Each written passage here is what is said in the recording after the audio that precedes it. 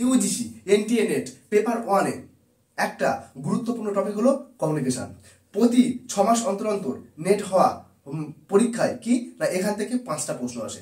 আপনি তখনই এই 5টা প্রশ্ন ঠিক করে আসতে পারবেন। কখন না যখন আপনার এই কমিউনিকেশন সম্পর্কে কনসেপ্ট ক্লিয়ার হবে, আর দ্বিতীয় কি আমাদের সঙ্গে যুক্ত থাকবেন, কারণ আমরা প্রতিনিয়ত এই কমিউনিকেশনের একটা ডেপথ থেকে নতুন নতুন টপিক নিয়ে ভিডিও বানাচ্ছি, যাতে আপনারা আমাদের সঙ্গে যুক্ত থেকে পড়াশোনা করতে পারেন এবং আপনাদের সুবিধা হয়। ঠিক আছে, এবার এখন আমরা এই শর্টসের মধ্যে দিয়ে কি কমিউনিকেশনের মিনিং অফ কমিউনিকেশনের কি না একটা সাব পয়েন্ট দেখে নেব। কি বলছে না, communication involves the transmission of verbal and non verbal message.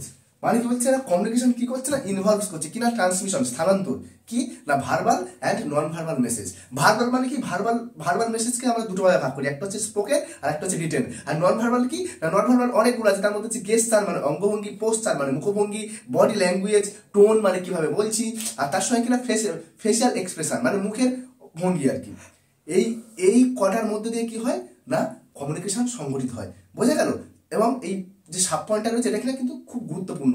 আপনারা অবশ্যই যদি বড় ভিডিও দেখতে চান এই সম্বন্ধে, তাহলে কি না আমাদের অফিসিয়াল চ্যানেল প্রতিম নেট, সেখান থেকে একবার গিয়ে ঘুরে আসতে পারেন।